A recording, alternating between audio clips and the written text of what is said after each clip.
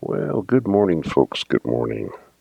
Good morning. Here we are again. Today is the 16th of October, and we are getting more Miguel done here. So let's see how we're doing.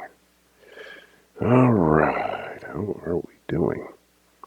Okay, yeah. This is good. I like the way he drops in and settles. That's working great. Okay, so yeah, so we're just doing cleanup and color.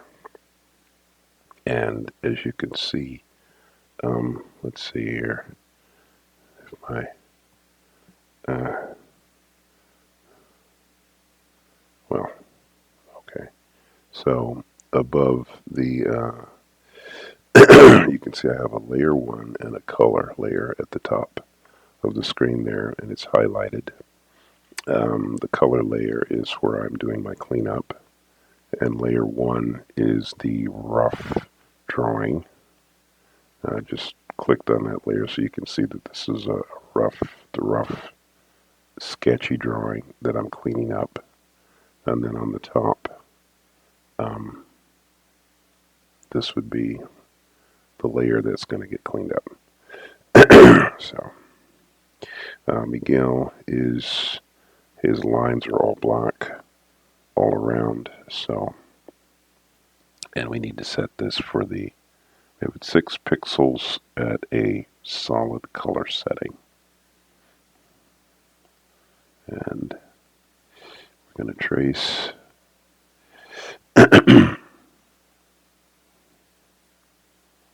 Trace the line. So you want to get a nice clean line. Okay. And you have to, I put the pen down and I drag my whole hand as smoothly as I can to get the line.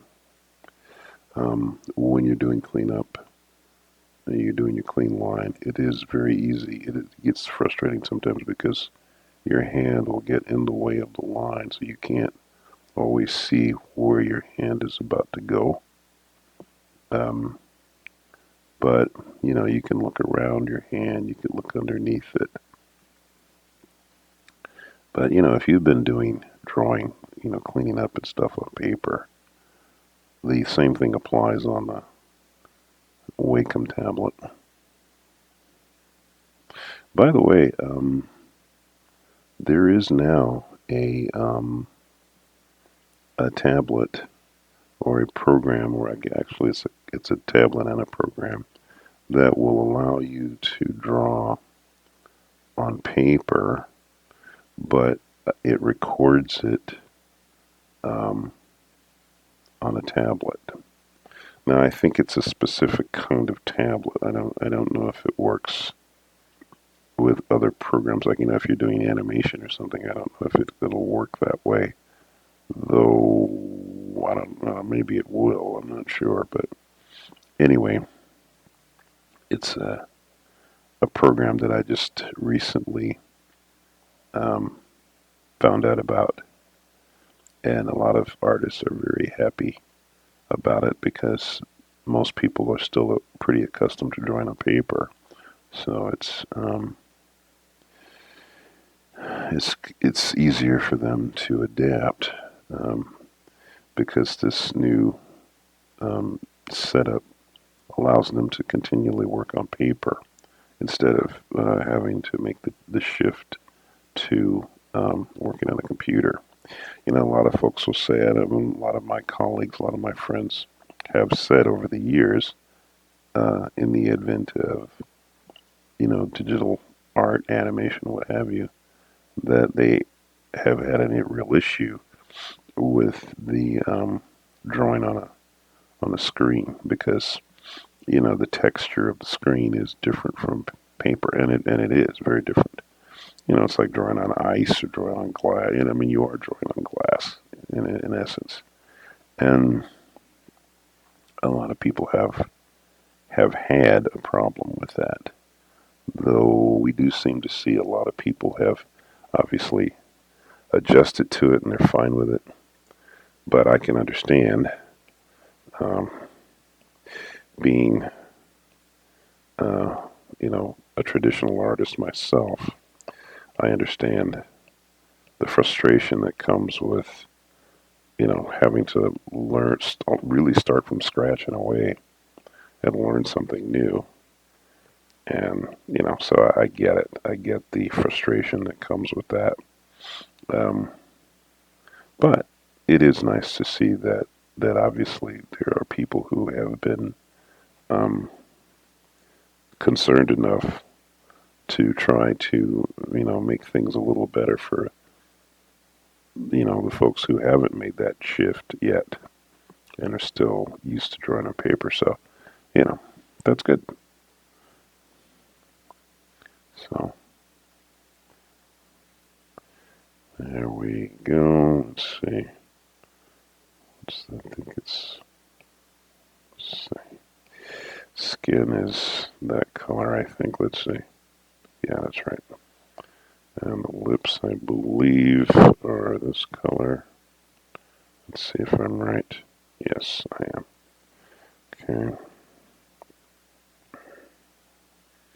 Okay. And I have the setting, um, painting behind so that any little areas that are not completely filled in, I can make that adjustment. Yeah. Okay. Now we got a real stretch frame here. This is a stretch frame. Yeah. Okay.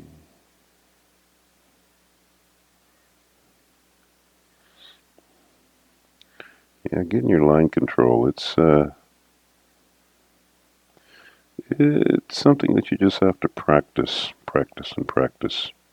One thing that you can do to help your line control is you can um, fill up a page drawing circles and curved lines, and it's a good exercise to do daily for several days, for several weeks, to get your hand accustomed to making short but very concise and complete strokes that are clean and uninterrupted.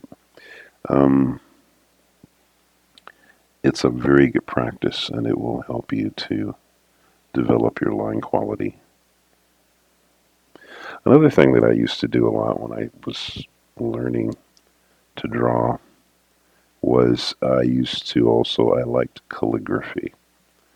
Calligraphy is really great in helping you to develop line quality.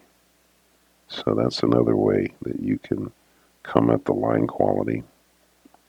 Um, because that can give you a really strong, um, line quality. Because when you're doing calligraphy, you have to taper the lines, whatever, to get it, and so that really um, kind of forces you to um, develop your line quality. You know, so.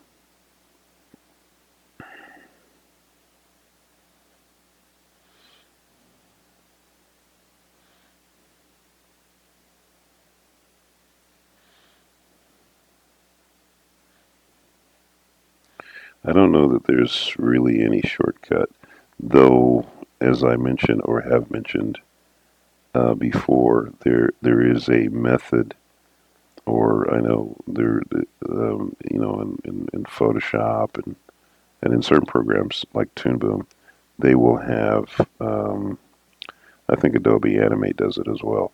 They have a setting for line where you can, um, get the line to be the right consistency and everything. And you're actually manipulating the line, and I forget exactly what that's called, but there's a methodology for doing that that works great. So that's another way to come at it. Let's see, I gotta find out what is the color of his shoes. Let's see here. Where is that at?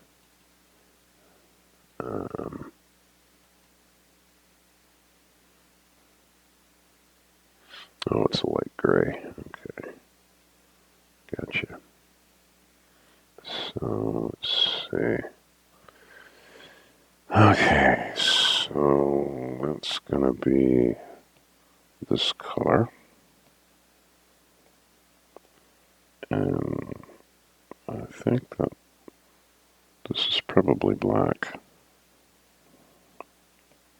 Probably, let's see.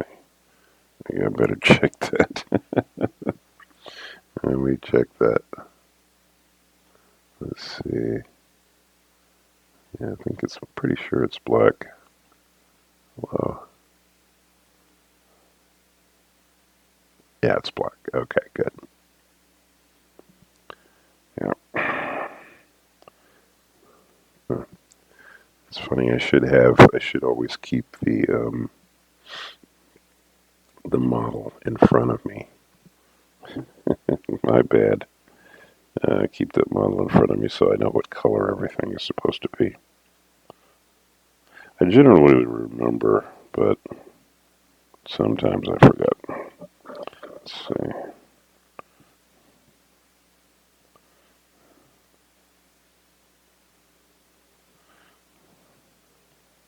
And you remember to set your color for underneath so that you want to keep that consistent. Okay, very good. On to the next frame. Yeah, this is where he settles up into his final position.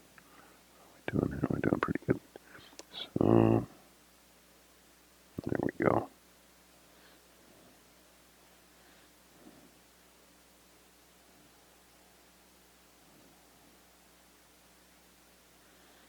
There we go.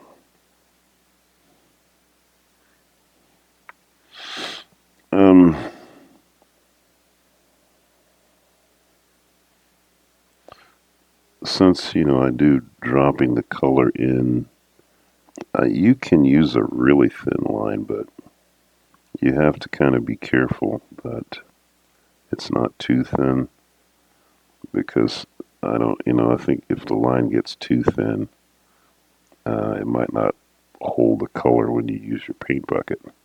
But then I haven't run across that problem, to be honest.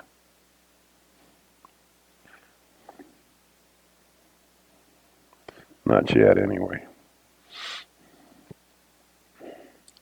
But I wouldn't be surprised if it was an issue. And, your drawings are going to be, you're going to do different things in your animation from film to film. You're not going to do the same thing all the time. You're going to probably, as artists, we're always like to kind of change things up a little bit. So, I'll do one film one way, but I'll do another film maybe quite differently.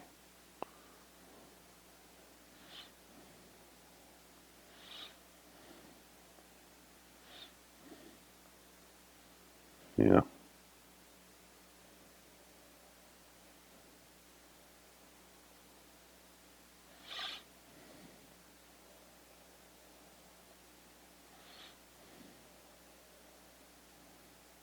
The thing that takes the curse off of mistakes in animation is movement. Yeah, but something's moving, you're not going to notice the mistakes in it quite as much. So you look at a still drawing, you just looking at it, you can see all the mistakes. We're going to go back and fix this and fix that. When something's moving, you would really have to pay attention to the drawing, and because the drawings are just flying by, you're not really going to see mistakes that easily anyway. You would have to stop the animation and look at it. Whoops, that color went down into the shoe. So say we need to have, make sure that, yeah, there we go. Okay, so now there's the color for the shoe. It looks like we got some white spots in there. Let's see. There's the black. Okay, pants.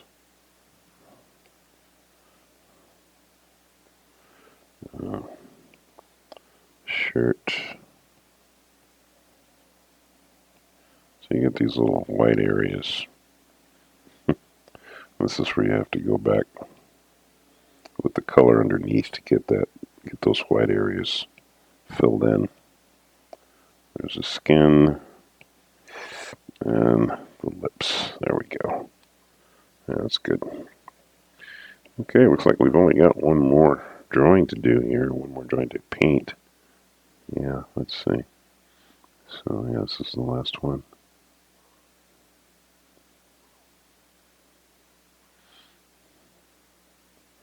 But yeah, you don't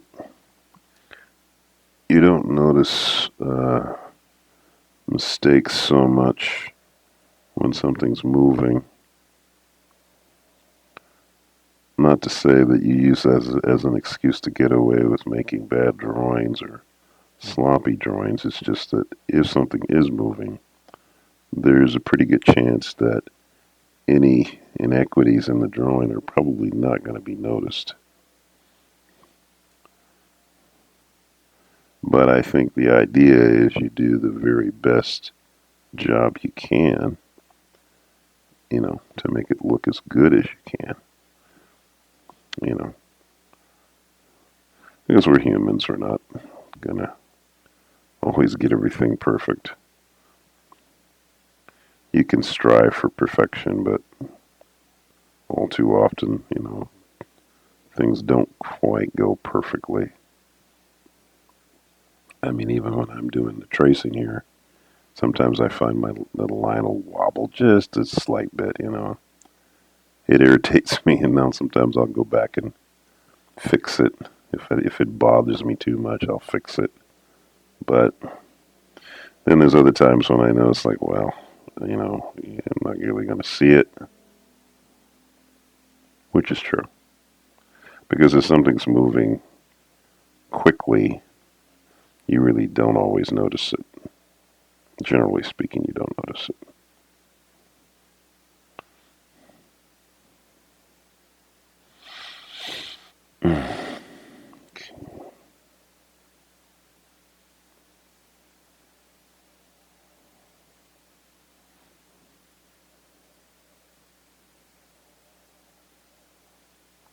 Also, when you do your animation line, your animation line might be thinner than the clean line that you put on. Like in this case, my clean line it looks like it's a lot thicker. And I guess it is a lot thicker than the actual sketchy animation line that was underneath. So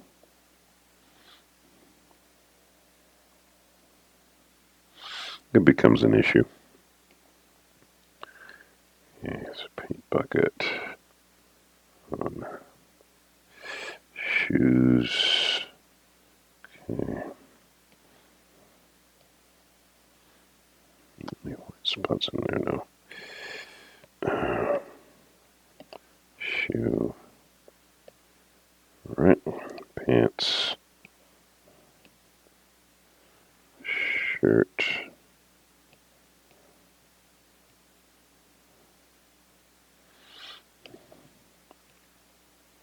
Let me get those little hairs in the shirt.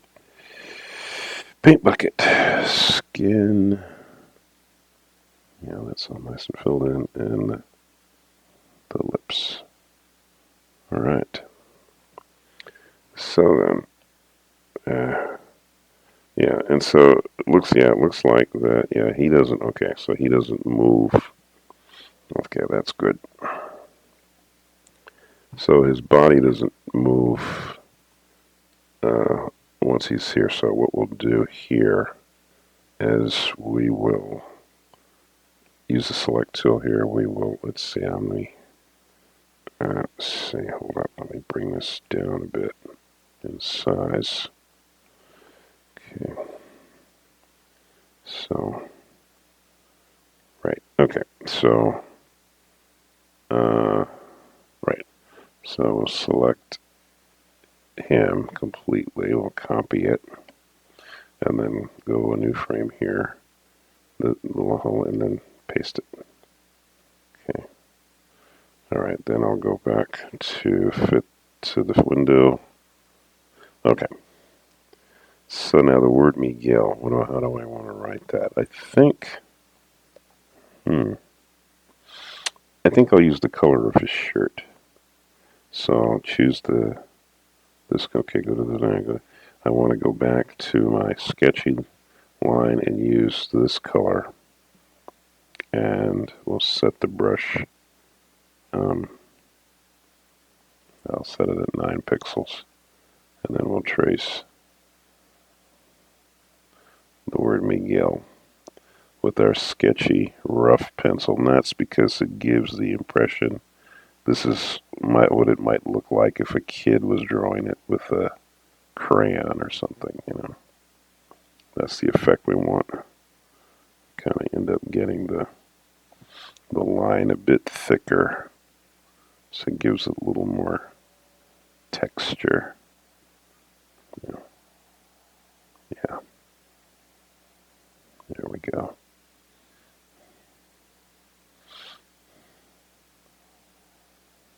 Yeah.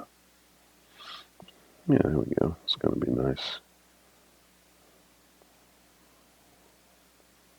So these scenes that I'm doing, each one of these is going to introduce each one of the kids. All right. Good. Very good. All right. So now I will take the layer that's underneath here and I'll bring the opacity down to 0. So that will eliminate the rough drawing underneath. So now we just see the character. There we go. All right. Well, we got Miguel all done. That's great. Okay. So, all right, folks, we're doing great. Save that. Always make sure you save. Okay, so great. We're at 22 minutes. Good place to stop. All right. Well, hey, I'll see you guys tomorrow. Carry on. We'll pick this up, and actually, we'll get into the very next scene tomorrow. See who's next on the list. All right, folks, have a beautiful day. Don't forget, Jesus is Lord.